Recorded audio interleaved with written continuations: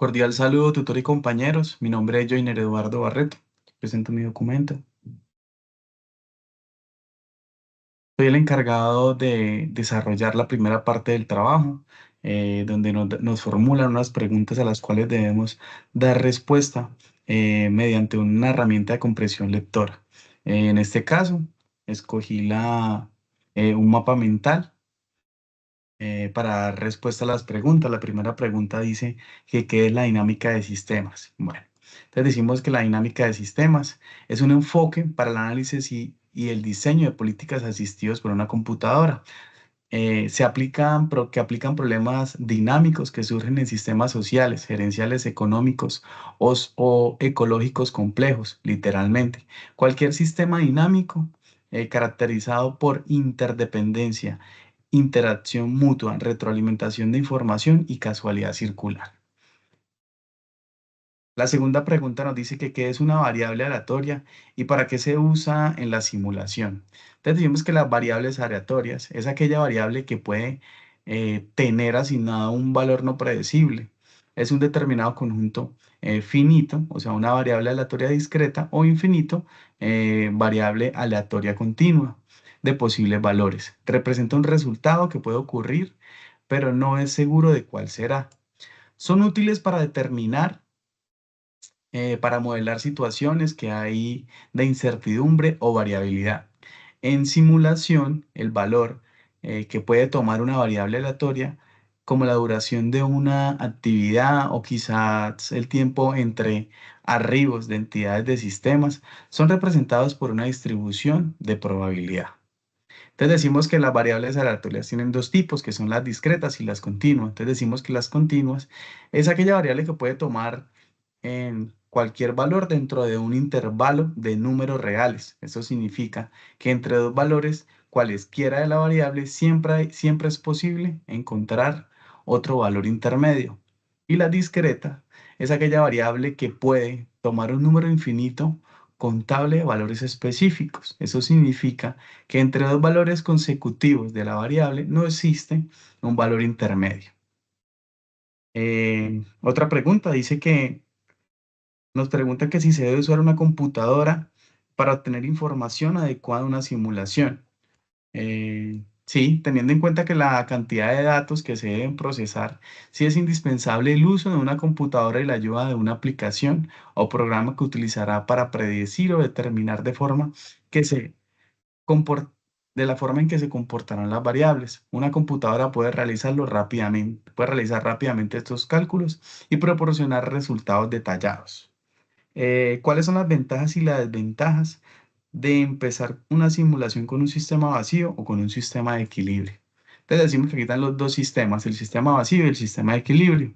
Entonces un sistema vacío, este es el que hace referencia a iniciar una simulación sin ningún tipo de influencia o actividad. Es como iniciar desde cero, donde no existen datos históricos o interacciones que afecten el sistema de estudio. ¿Cuáles son las desventajas? Dice que una de las desventajas es la falta de realismo. Un sistema vacío no refleja con precisión la complejidad del mundo real. Muchos sistemas dependen de interacciones múltiples variables. Al eliminar las interacciones se pierde parte importante de la imagen. Otra desventaja es la limitación en la predicción. Sin datos históricos o condiciones iniciales realistas, las predicciones sobre el comportamiento futuro del problema pueden ser menos confiables. Pero también tiene unas ventajas, que dice que es que el sistema simple, porque al iniciar un sistema vacío es más fácil, comprende la estructura básica y los componentes esenciales del sistema.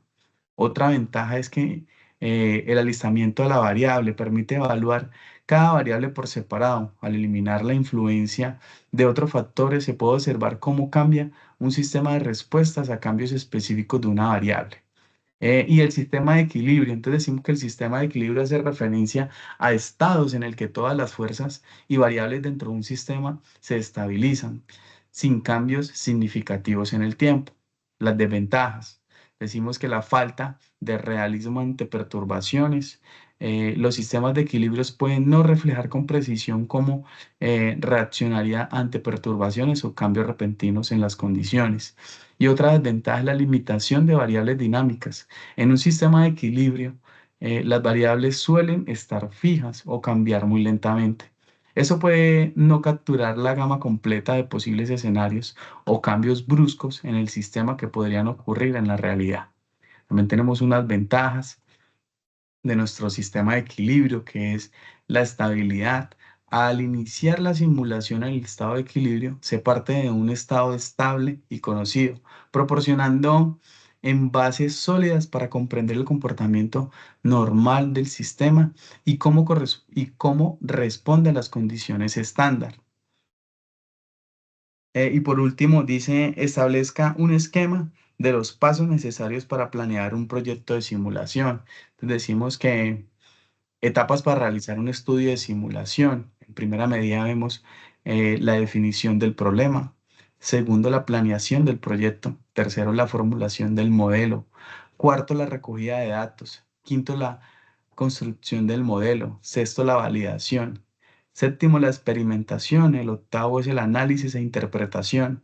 El noveno es la documentación y por último, la toma de decisiones. De esta forma, damos sustentación de la primera parte. Muchas gracias por su atención, tutor.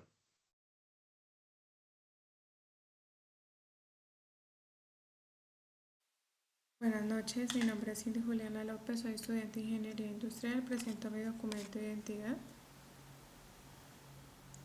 Bueno, en este momento, paso número 2, dinámica y funcionabilidad del sistema, integrante Joiner Alberto Barreto, Juan Camilo Arias, Julio Vanessa Gutiérrez, Santiago Santa, Cindy Juliana López. Bueno, vamos a poner el tema de los aleatorios, donde se debe crear un rango entre 1 y 1000.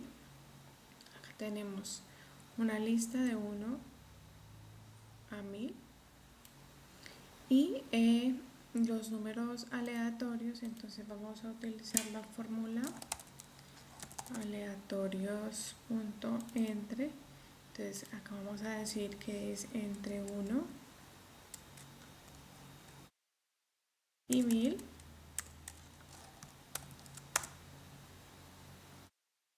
Ya nos quedó creado el aleatorio.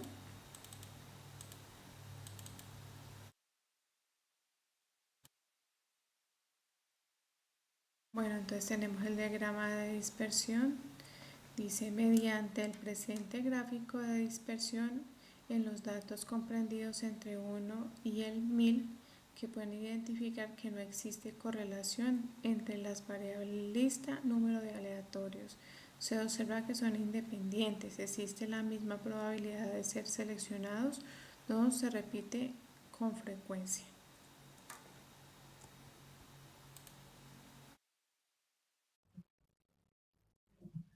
Buenas noches, mi nombre es Julie Vanessa Gutiérrez, soy estudiante de Ingeniería Industrial. El día de hoy les voy a explicar el ejercicio de distribución. Bueno, para este ejercicio nos piden que tomemos 100 datos aleatorios y que le apliquemos pues la distribución normal, la distribución exponencial y la distribución uniforme y lo debemos pues de graficar. Teniendo en cuenta, para hallar estas distribuciones debemos tener en cuenta una media de 40, una desviación de 5 y con un límite inferior de 1 y superior de 40. Entonces, pues lo que hacemos es aplicar las fórmulas para cada método, el método de fórmula de distribución normal, el método de la fórmula de distribución exponencial y el método, pues ya el tema de la distribución uniforme y aplicando pues, la aleatoriedad. Entonces, teniendo en cuenta estos resultados, se verifica la tabla y se grafica eh, la tabla por cada método. Entonces, la distribución normal, la distribución exponencial y la distribución uniforme. Entonces, lo que podemos concluir para cada gráfico, para cada método es, en la distribución normal se ve que, pues, de acuerdo a la gráfica obtenida, ¿cierto? Como son datos aleatorios, si ustedes pueden ver, siempre la gráfica va a cambiar, pero va a tener el mismo comportamiento, ¿cierto? Entonces, ¿qué podemos concluir para la distribución normal? Donde si analizamos los datos de la gráfica, podemos determinar que se genera una campana, ¿cierto? Donde el mayor porcentaje de los datos se encuentran de la media hacia la izquierda. Como pueden ver todos, la mayoría de los datos se encuentran de la media hacia la izquierda, independientemente que la gráfica cambie. Como pueden ver, aquí cambió, igualmente los datos se fueron hacia este lado. Listo. Para el tema de la gráfica exponencial, ya esta gráfica nos muestra que es probable que estén viendo la función, ¿cierto?, de una distribución acumulada que muestra la probabilidad de que un evento ocurra hasta cierto tiempo. En este caso, la curva comenzará en cero, ¿cierto? Y a través del tiempo o en cierto tiempo, ¿cierto? La curva va ascendiendo o aumentando. Entonces, como lo pueden ver, la curva a través del tiempo fue aumentando. Igual también, independientemente que los datos cambien, esa curva tiene el mismo comportamiento. Y en la distribución uniforme, que podemos ver que tiene una forma de campana, que es simétrica, ¿cierto? Con respecto pues a la media. Esto significa que los datos se distribuyen de manera equilibrada a través pues del valor central. Entonces, como podemos ver, todos los valores son se distribuyen pues muy equilibradamente, independientemente que la gráfica cambie. Muchas gracias. Un cordial saludo, mi nombre es Santiago Santa Serna, soy estudiante del programa de Ingeniería Industrial. Hoy vamos a ver un tema de modelado y simulación correspondiente pues a la segunda etapa de la unidad pues que en este momento estamos viendo. Les presento mi documento de identificación. ¿Sí? Bueno, y en esta oportunidad les voy a explicar acerca de la etapa de simulación, donde tuvimos la oportunidad de montar y recrear un modelo de atención al cliente, donde tenemos algunas variables, entre ellas tenemos la cantidad de clientes y tenemos diferentes variables. Tenemos 5 variables con las que trabajamos, que son los tiempos de llegada, los tiempos de espera para ser atendido un cliente, el tiempo de ocio que tiene el servidor, el tiempo que se tarda pues, el servidor en atender a los clientes y el tiempo que tarda el cliente en salir. ¿Sí? Para estructurar todo este modelo tuvimos en cuenta diferentes puntos que nos especificaron pues al inicio del ejercicio. Entre ellos nos hablaban de que el tiempo entre llegadas de los clientes era en unidades de tiempo, todo se manejó en unidades de tiempo y en este caso hablamos de que el mínimo era 10 y entonces máximo 30 y el tiempo de servicio en el, digámoslo así, servidor en el local oscilaba entre 11 y 25 unidades de tiempo. En este orden de ideas también tuvimos un número de clientes máximo de 50, como lo podemos ver acá, y entonces empezamos a estructurar como tal, digámoslo así, nuestra base de datos que nos va a arrojar al final como respuesta estadística a todas las preguntas que se plantearon. Entre ellas pues estructuramos lo que era el tiempo de llegada que pues se pudo sacar gracias a fórmulas de Excel pues básicas, como en este caso por ejemplo lo que es aleatorio entre y pues ya teniendo en cuenta los valores que yo les mencionaba al inicio, entre 10 y 30, ¿cierto? Y así aleatoriamente para los 50 clientes. En esta parte acá del tiempo de espera para ser atendido, el primer valor pues debía ser 0 y después de ello debíamos considerar ciertas variables. Para ello tuvimos que realizar primero el diligenciamiento de toda esta primera parte con el cliente número 1 para poder asociarlo así a los demás clientes, que en este caso era el máximo entre el tiempo que tarda el cliente en salir y el tiempo de llegada de los clientes, sacando así el máximo y restándole como tal el tiempo de llegada de los clientes. De esta manera pues obtuvimos acá diferentes resultados pues ya aleatorios según los números que acá nos entregaba el Excel. Y de esta manera pues podíamos sacar estos tiempos de espera. El tiempo de ocio pues no es más que simplemente el tiempo que le queda libre al colaborador entre cada cliente, entre que sale un cliente y entra el otro. Por ejemplo, acá salió a las 31 unidades de tiempo, acá entró el segundo a las 40, por ende tiene 9 unidades de tiempo disponibles, que sería el tiempo de ocio. En el tiempo de servicio, pues es netamente lo que el colaborador se está tardando en atender como tal a ese cliente, que ya sabemos que oscila entre 11 y 25. El tiempo que tarda el cliente en salir es netamente pues lo que es el tiempo de llegada del cliente, el tiempo de espera y el tiempo de servicio para que nos arroje pues como tal ese total. Y esas fueron todas las variables que nosotros tuvimos en cuenta para poder sacar la estadística de nuestro ejercicio.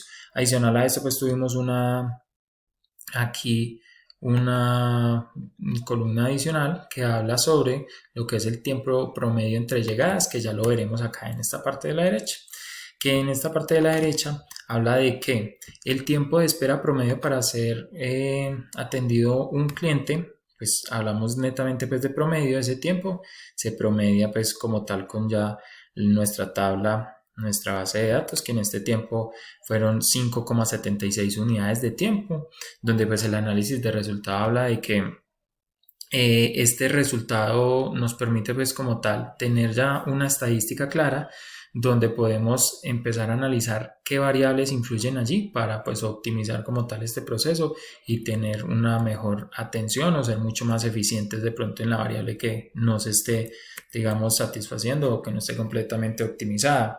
En el tiempo de ocio promedio del servidor también se saca de la misma manera, simplemente se hace promedio de la atención a los 50 clientes y allí pues ya se analiza de pronto en qué momentos o en qué situaciones hay tiempos muy buenos y en qué momentos hay tiempos que de pronto se puedan mejorar y que esto esté implicando que de pronto o encontremos otras metodologías o alguna que se esté utilizando que sea muy óptima se pueda replicar con otros colaboradores. En el tiempo promedio de clientes en cola, acá lo que hacemos es un ejercicio de contar sí, teniendo en cuenta el rango desde el primer hasta el último cliente y que sean mayores a cero, como para que tengamos pues un resultado como tal eh, que sea válido y que lo podamos analizar, que nos dé un resultado que nos dé una estadística para toma de decisiones. Entonces en este caso nos dio 29 unidades de tiempo.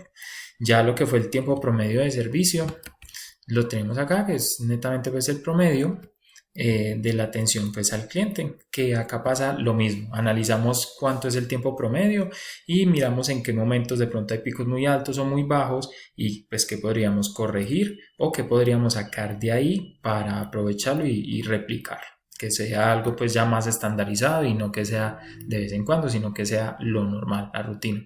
Y por último, el tiempo promedio entre llegada de los clientes, que acá fue como tal la columna que les indiqué pues que nosotros agregamos, donde lo que hacemos es, acá podemos ver cómo oscila, cómo cambia según pues el aleatorio que tenemos, que simplemente nosotros decimos que es el tiempo de llegada del primer cliente versus la llegada del segundo, para mirar cuál es el comportamiento entre cada uno de los clientes, ¿sí? Y de esa manera, sacando ese promedio, en este caso nos dio 20,24 unidades de tiempo, lo cual quiere decir que en toda la operación que realiza el colaborador, el tiempo de espera y demás, obtenemos como tal, digámoslo así, un global de tiempo, el cual es el resultado de todo este ejercicio y es, digamos así, un número que nos permite analizar globalmente el comportamiento de nuestra operación para saber si estamos dentro de un rango que es competitivo o que tenemos que mejorar para así tomar decisiones en cuanto a qué parte del proceso debemos nosotros mejorar o qué estamos haciendo bien y qué de pronto no. Y con esta parte pues finaliza como tal la etapa de simulación. Muchas gracias. Mi nombre es Juan Camilo Arias, pertenezco al grupo 46 del curso de modelos y simulación de la carrera de Ingeniería Industrial. En este caso voy a presentar la simulación asociada al caso planteado en la guía, nos dice que desarrollar el caso en un centro de trámites que atiende clientes que reclaman y envían giros de dinero, que tiene los siguientes comportamientos. Nos pasan pues unas variables, las cuales ya tiene la simulación. Nos dice que hace la simulación pues que identifique 50 clientes y nos pide pues unos tiempos promedios de la simulación. En este caso tengo aquí una tabla donde nos va a mostrar el tiempo promedio de los clientes en fila y pues más o menos cuánto se demoran en el servidor. Tenemos aquí el porcentaje de tiempo de ocio o inactividad del servidor. Acá tenemos una llegada de clientes donde nos va a contar la cantidad de clientes que ingresan y en la fila nos va a mostrar también el porcentaje en tiempo pues de lo que los clientes pasan pues en esta fila. Si ponemos a correr la simulación, aquí podemos ver cómo pues van ingresando los clientes a la fila y posterior entran al servidor. En este caso, acá nos está contando todo lo anteriormente mencionado, más o menos para 50 clientes. Tenemos un tiempo en fila de 1.4 segundos. Tenemos un porcentaje de inactividad pues, del equipo de más o menos del servidor de 48.1%. Aquí tenemos ya la salida de los clientes y acá tenemos más o menos que en fila como lo dije anteriormente, en fila los clientes demoran más o menos 1.37 segundos y en el servidor 22.52 segundos. Gracias.